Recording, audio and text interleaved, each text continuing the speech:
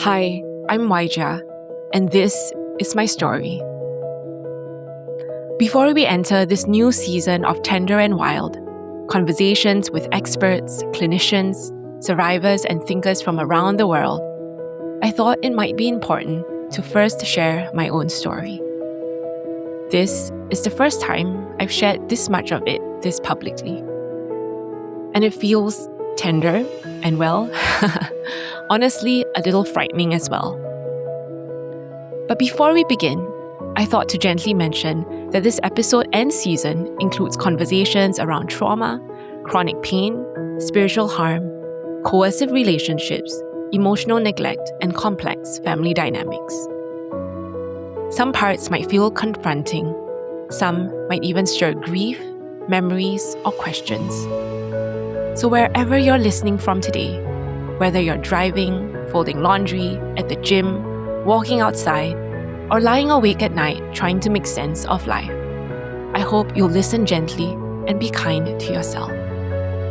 Pause if you need to, take what's helpful, and hold the rest with discernment. Let's begin. Just a few years ago, I was, by many external measures, at the peak of my life. I was working at a prestigious university in Singapore. I'd been deployed as a UNICEF consultant to Africa. I'd received a medal from the Prime Minister's office for my contributions during the COVID-19 outbreak as a doctor. I was then also on an international book tour promoting my book Dream Brave, speaking in churches and platforms across Singapore, Australia, and North America. I was training in the gym every morning at 5:45 a.m. and often again in the evenings. My husband Cliff and I had just completed a triathlon together. My children were thriving, my marriage was strong. By the world's standards, I think I appeared to be flourishing. But something inside me just wasn't. I noticed that from time to time, I would spiral emotionally after certain conversations or text messages, especially from authority figures, mentors, or family members. My body would instantly react. My heart would race or stop. I would either become hyperproductive and work obsessively to meet expectations or just completely melt down internally. At the time, I didn't understand what emotional flashbacks were. I didn't realize that certain interactions were making me feel like a frightened child again. I just thought that maybe something was just deeply wrong with me. Something was broken. I used to think, why am I so sensitive? Why can't I just handle this? Why do these people's opinions affect me so much? I felt ashamed, confused, just spiritually inadequate.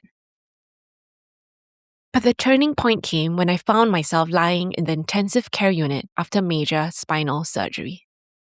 I'd been experiencing severe pain shooting from my neck into my right arm and hand. There had been no accident, no dramatic injury. But I continued to push through pain for months while still working, writing, cooking, caregiving, and functioning, until one day, my body could no longer compensate. I remember the surgeon looking at my MRI and asking me, Waija, have you seriously been living with this level of pain for so long? He described the pain as inhumane. I remember lying there in the ICU crying, feeling like my entire world had shattered. I was only in my mid-30s, and suddenly I was confronted with some terrifying questions. Would I recover? Would I still be able to write without pain? Exercise? Be a mother? Work? I took months off my professional work, and during that season, I began noticing something painful. Some of the systems and people I had poured myself into weren't showing up for me in the way I had expected. At the same time, my husband and I were still holding on to our dream of eventually moving to Tanzania to serve. But instead of support, I began receiving overwhelming spiritual input from various people in authority. Some suggested that my injury was God's way of stopping me, that maybe there was some unrepented sin in my life, that maybe I was, too rebellious, not listening enough, not spiritually cleansed enough, not surrendered enough. Others urged me to remain in Singapore and serve with their own organizations instead. I remember feeling completely overwhelmed, especially because many of these conversations happened while I was still physically vulnerable and recovering from pain and major surgery.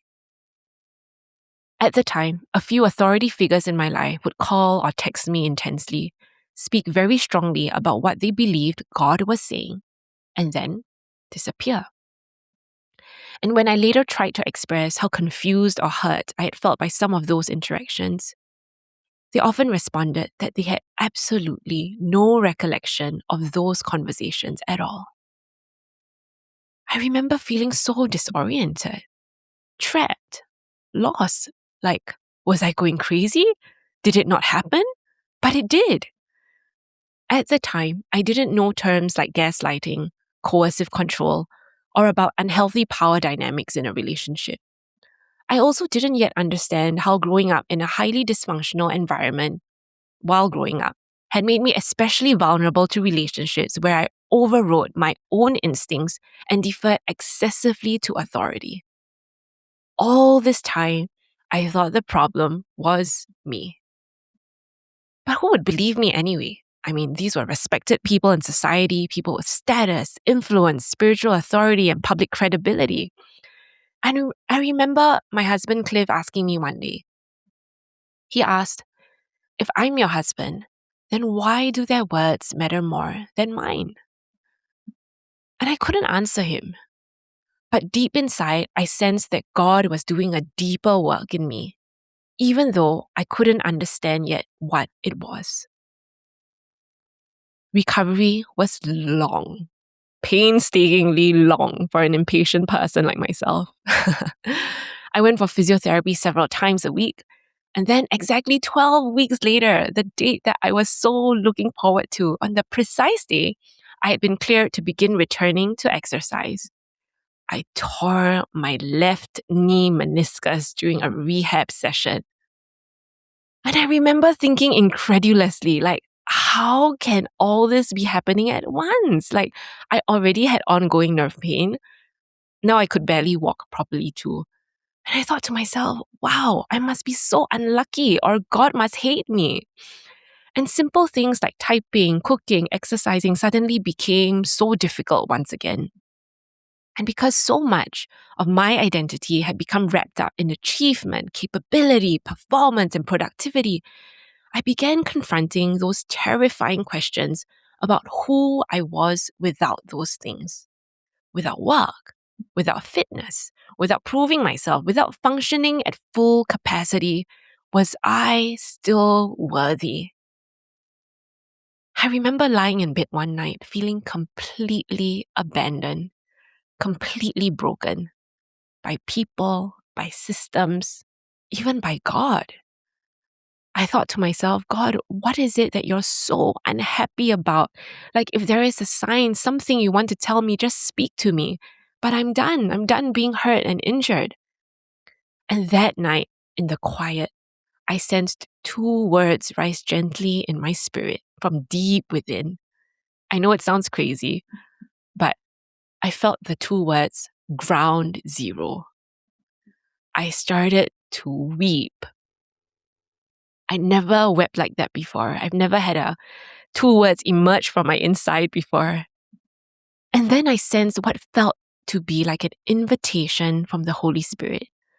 I sensed, Waijia, would you start from ground zero again? And I was like, what? What does that even mean? And the more I prayed about it, the more I thought about it, I felt it was an invitation to step away from environments where my identity had become deeply entangled with visibility, productivity, performance, and approval. To step away from systems that, looking back, were no longer healthy for me. It was one of the most difficult decisions I had to make in my life. But I'm so grateful I did. Because distance gave me clarity. It was so difficult for me to leave that church community of 18 years. So difficult for me to leave a job I had grown to love and been highly promoted in. But I knew that that was what I needed. Months later, my husband and I still made the decision to move to Tanzania as planned. We packed up our lives, I left my job, and after almost 2 decades of my life, I made the difficult decision to leave the church environment where I had spent most of my adult life. That decision took years of wrestling, years of doubting myself, years of wondering if I was being deceived, rebellious, or just, spiritually immature. But what shocked me most was this.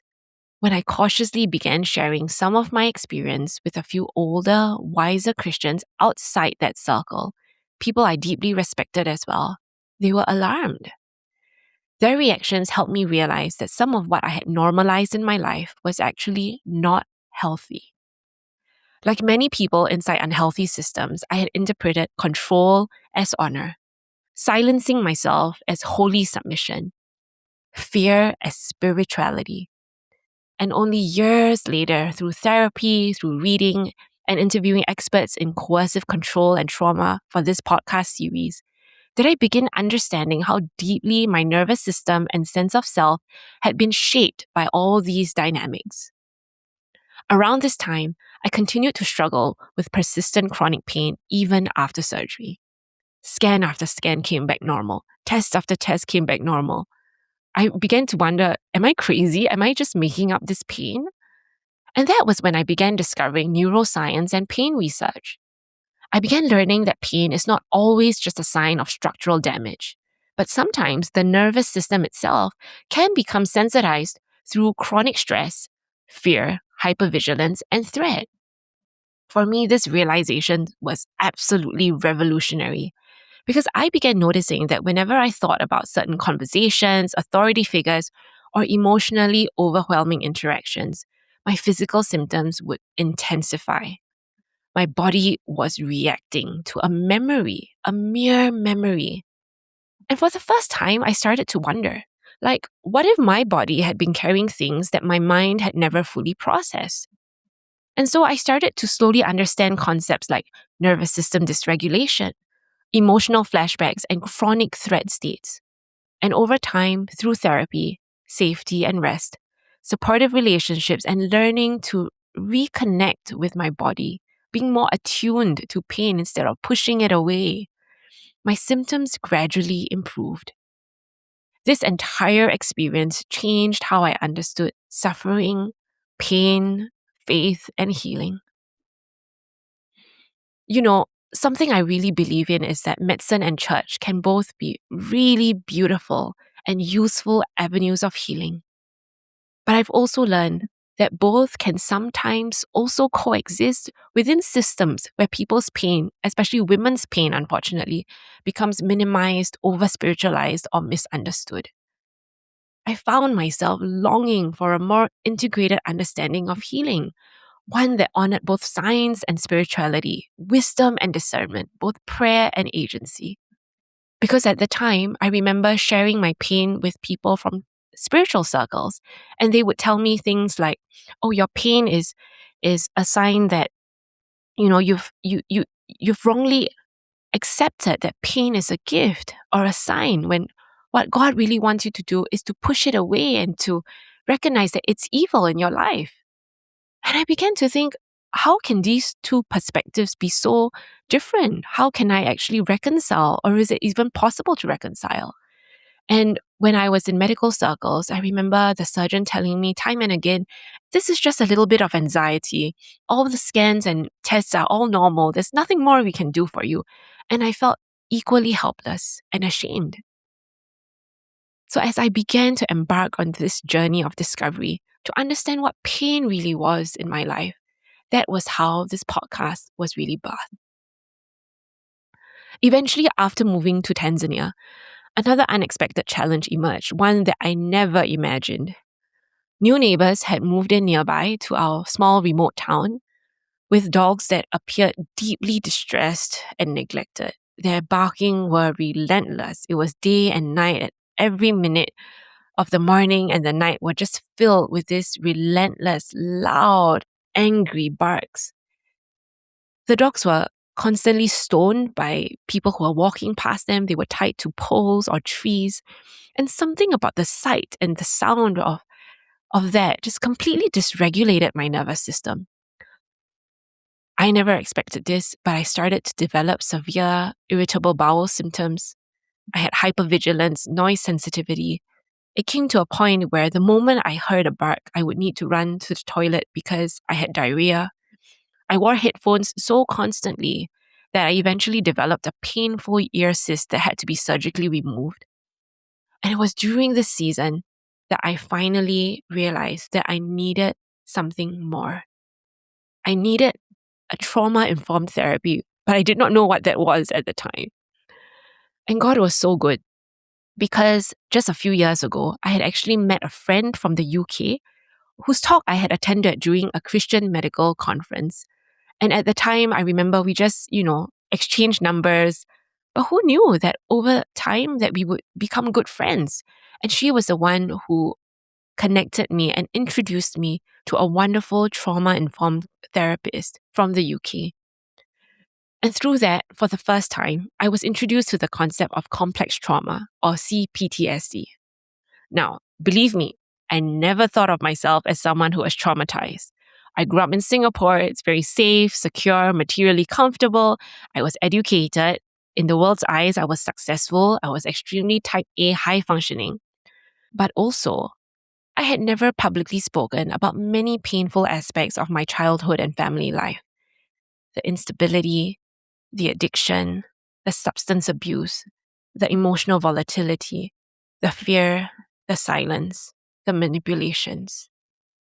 All my life, I always believed that honoring one's family meant protecting appearances and staying silent. I carried that mindset into the church circle as well, but I didn't realize how much that silence was costing me. Through therapy, I slowly began understanding how perfectionism, people-pleasing, hyperachievement, and chronic anxiety had all been deeply interconnected. And I also began discovering books like The Body Keeps the Score by Dr. Van der Kolk and When the Body Says No by Dr. Gabor Mate. If you've never read those books, I highly recommend you to start with those. For the first time, I felt like pieces of my life were starting to make sense. Like, oh, is this what trauma recovery is? During that particularly difficult season, a really kind pastor invited our family to Perth in Australia for a period of just rest and pure recuperation. And unexpectedly, that trip became deeply healing for me. Not because everything was magically fixed, but because my nervous system finally experienced safety, quiet, and rest. And around this time, something surprising happened. In the depths of my pain, I remember my therapist challenging me. She asked me, Waisha, do you have a hobby? And I thought to myself, oh wow, like I'm such a serious person. And ever since, I stopped over exercising and stopped preaching and teaching, like what did I do in my free time? And so for the first time in my life, I started writing jokes. Like not to minimize or deny my suffering, but in a strange way, the material for my jokes all interestingly came from very traumatic experiences that I learned to laugh at over time. And so comedy became one of those unexpectedly healing practices for me. I remember one day I had, compiled all the jokes that I had. And Cliff asked me, he said, so Waijia, how long do all your jokes last for, And actually, during the trip back to Perth, we had decided that since, Singapore is on the way, that we should stop by Singapore. And I thought to myself, when I go back to see my friends or supporters in Singapore, I don't want to tell sob stories. I don't want to, maybe I can have a gathering and share a few jokes and maybe we can, share a little bit about what we do and call it a day. But when Cliff heard that I had written an hour and a half worth of jokes and all these jokes were from traumatic experiences, he said, oh my goodness, like you need to do a show. And so unbelievably, like he together with a friend of mine, like they created the poster, and I was so shocked by how well it was done. And he created a ticketing site, and before I knew it, this was real. I remember putting up a poll, and some of you might have seen that poll on Instagram. I asked everybody, um, make a guess of what new thing Cliff and I are embarking on. And I think the four different options were: number one, we were going to start a coaching ministry. Number two, we were going to climb Kilimanjaro. Number three, we were going to have a baby, and that was definitely the highest scoring one. And only 2% of people polled that I was going to do a stand-up comedy show. And so when we announced the results, obviously we didn't have a baby, but everybody thought we were. They were so excited for us, and Cliff's phone was ringing off the hook. It was really funny. I couldn't believe that people actually wanted to come to the show. And so we ended up performing 2 sold-out comedy shows in Singapore and also in Perth to audiences of 300 and 150, and they were both sold out within like days. And so for the first time in a long time, I really felt the glimpse of joy returning to my body. And I realized that every day when I woke up in Tanzania just to rehearse, I would just take 1 hour every single day to rehearse my script, because it really was 70 minutes of solo material. And if I dropped something, it would be difficult to pick up. So I really, really focused on memorizing. But because I was in movement, I was making theatrical kind of gestures, and it was almost like acting actually. I realized that, hey, that was deeply regulating for my body. And unfortunately, I still had to wear earphones while I was practicing because the dog's barking was still going on. But it made me see that, wow, this is what non-performative joy looks like. Like, it's ironic because I was actually performing for an audience, but my therapist kept reminding me that I was doing this for me. So I wasn't going for like polished perfection, but just genuine aliveness. And eventually, after much prayer, reflection, and healing work, God opened my eyes to what somatic therapy was. And somatic therapy really is about being in touch with your body and using movement to kind of heal the trauma that is often stored inside our body.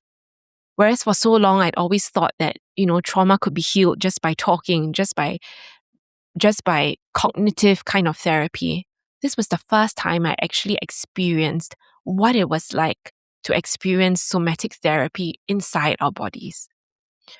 And so while we were in Perth, after performing the second show, I remember just being so in awe of how God even allowed us to go to Perth in the first place.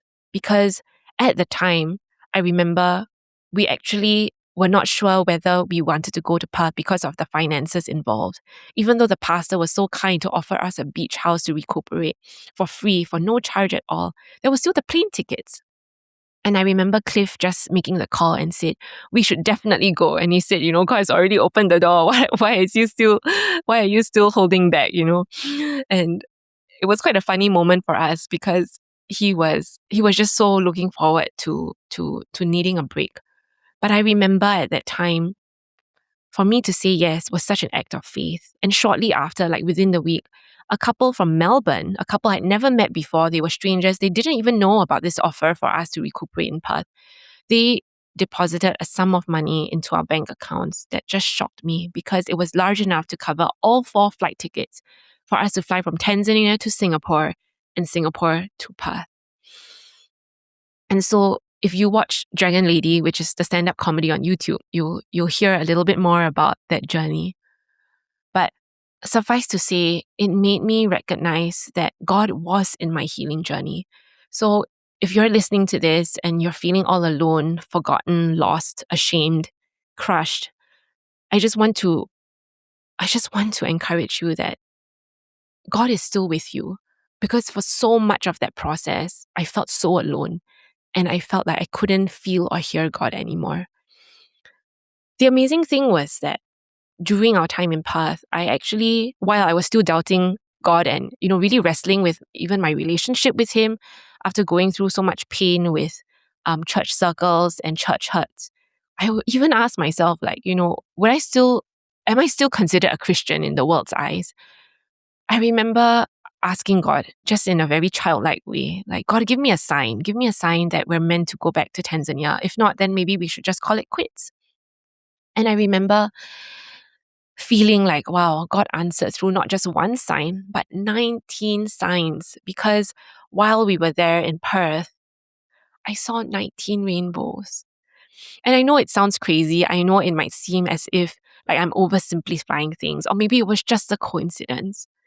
But where I was at with God, just walking by the beach every morning before anybody in my family woke up, walking an hour every morning, seeing so many rainbows, I felt God was telling me that through every storm that I had walked through in life, that He would be there and that I could trust Him. And so I held on to those 19 rainbows as a sign to return to Tanzania and give it another shot. But it was also at the time that God gave us a breakthrough, a mental breakthrough. While my nervous system was in a state of regulation, I could finally see that actually enduring that difficult, challenging, actually harmful housing situation was not healthy for us. And that was the first time in my life I came face to face with the fact that it was an ongoing pattern in my life to always push through or grit through something difficult.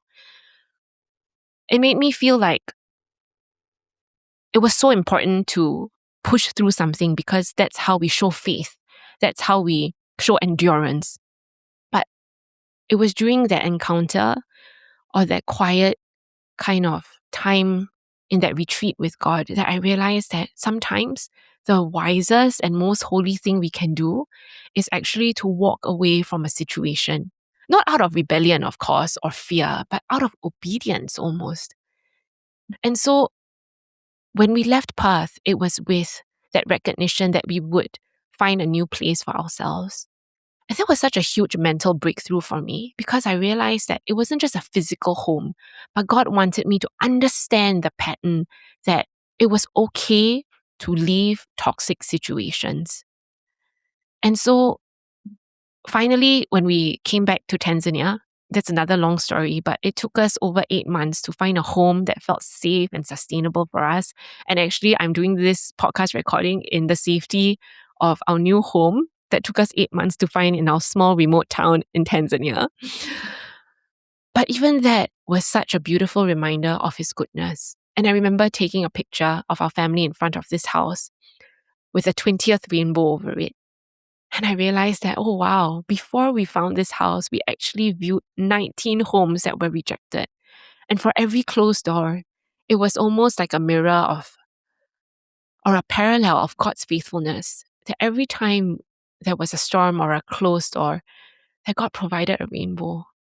And so I hope this encourages all of us to see that no matter what you're going through, how difficult it is, that God continues to be who He is. And no matter how disappointed or discouraged you might be from your family members, your loved ones, your church circle, that God's presence remains constant. And whether coincidence or grace, these moments can become deeply meaningful to us. And so if they've happened to you, write it down, journal. You know, that all those years of journaling became my book, Dream Brave. And looking back, I realized that this entire journey really has been one of unlearning, of healing, of rebuilding, of disentangling faith from fear, discernment from control, submission from self-erasure. And this season, this tender and wild, it comes out of that journey. And so, even as I look back in my life, I think about some of the most difficult experiences that I had to walk through. The decision of leaving some very difficult relationships, the act of needing to cut ties, the need to walk away from a church community that I had been so deeply rooted in, to say no to toxic dynamics, to part ways. Those have been incredibly difficult. And yet I also see that when they were done with wisdom and discernment, that they were the best things that actually happened to me. And so together in this season, We're going to explore questions around trauma, healing, faith, relationships, power, nervous system regulation, family systems, and spiritual discernment. My hope is that as I journeyed through some very confusing times in my life, trying to reconcile science and faith and this paradigm from that paradigm, that these experts and survivors, thinkers and clinicians would offer you some guidance to chart your own healing path. Because during my healing journey, I was being told by so many people, no, this is what your pain means. No, this is how you should interpret your suffering. No, this is what God is trying to tell you. And I realized again and again after doing so many interviews that actually one of the biggest ingredients for healing is agency. A sense of knowing that you, my friend, you have agency. You can discern, you can be wise, you can exercise wisdom and look at all the things that God has presented before you and decide what God's voice is for you and the choice that you want to make. The interesting thing about this podcast season is that some of our guests are Christians and some are not. And that's actually intentional. Because during the course of my journey, even as I have experienced spiritual harm and coercive spiritual situations, I've come to see that not everything that calls itself Christian is necessarily Christ-centered. And wisdom, truth, and healing can sometimes come from unexpected places. And as long as we align them with Scripture, as long as we understand rightly what that Scripture means, and I hope that this season will really unpack that for some of you with some of these really excellent speakers. I hope that you will also see that this series is not about attacking Christianity, not about dismissing the church or the body of Christ, because we need those. We need our faith. We need the body of Christ to help us through. So it's not about encouraging people to abandon their faith or walk away simply. But really, this season is so much about learning how to engage our faith more honestly, more wisely, and more safely. To test everything and to hold fast to what is good, as what 1 Thessalonians 5:21 tells us. I admit that some of these episodes might feel emotionally intense. And even while recording them, afterwards there were several moments where I've had to pause, to grieve, to regulate myself, to rest, and even cry. And so, if you ever feel overwhelmed while listening, please know that you're allowed to pause too. Because healing is meant to be gentle. It's not a race. It's not meant to be pushed through. And so as we begin this journey of healing together, I hope you'll be kind and tender with yourself and courageous enough to believe that healing, rebuilding, and hope are all still possible. You can reclaim your life and you can dream bravely again. This is Waijia, and this is Tender and Wild. Thank you for joining me. Till next time.